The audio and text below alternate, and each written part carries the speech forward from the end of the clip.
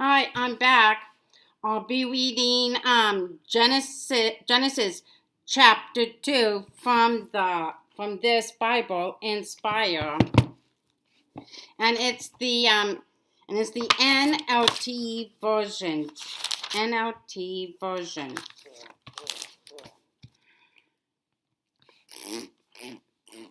Okay, Genesis chapter 2. Chapter 2. So the creation of the heavens and the earth and everything in them was completed. On the seventh day, God had finished his work of creation. So he rested from all his work. And God blessed the seventh day and declared it holy, because it was the day when he rested from all his work of creation. This is the account of the creation of the heavens and the earth. The man and woman in Eden. When the Lord God made the earth and the heavens, neither wild plants nor grains were growing on the earth, for the Lord God had not yet sent rain to water the earth, and there were no people to cultivate the soil. Instead, springs came up from the ground and watered all the land. Then the Lord God formed the man from the dust of the ground. He breathed the breath of life into the man's nostrils, and the man became a living person. Then the Lord God planted a garden in Eden in the east, and there he placed the man he had made.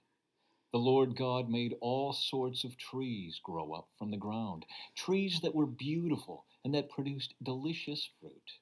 In the middle of the garden he placed the tree of life and the tree of the knowledge of good and evil.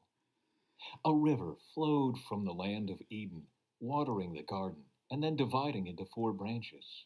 The first branch, called the Pishon, flowed around the entire land of Havilah, where gold is found. The gold of that land is exceptionally pure. Aromatic resin and onyx stone are also found there. The second branch, called the Gihon, flowed around the entire land of Cush. The third branch, called the Tigris, flowed east of the land of Asher. The fourth branch is called the Euphrates. The Lord God placed the man in the Garden of Eden to tend and watch over it. But the Lord God warned him, "You may freely eat the fruit of every tree in the garden, except the tree of the knowledge of good and evil. If you eat its fruit, you are sure to die." Then the Lord God said, "It is not good for the man to be alone. I will make a helper who is just right for him." So the Lord God formed from the ground all the wild animals and all the birds of the sky. He brought them to the man to see what he would call them, and the man chose a name for each one. He gave names to all the livestock, all the birds of the sky, and all the wild animals.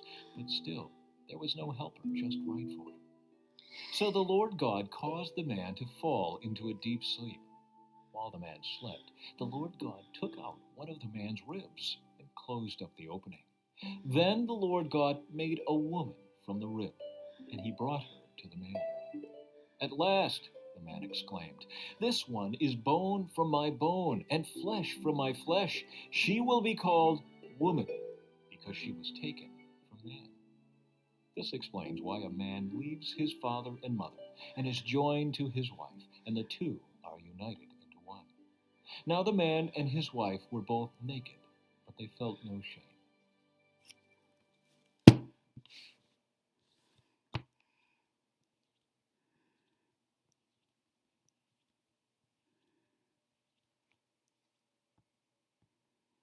Okay, that's all. That's all for now. Bye.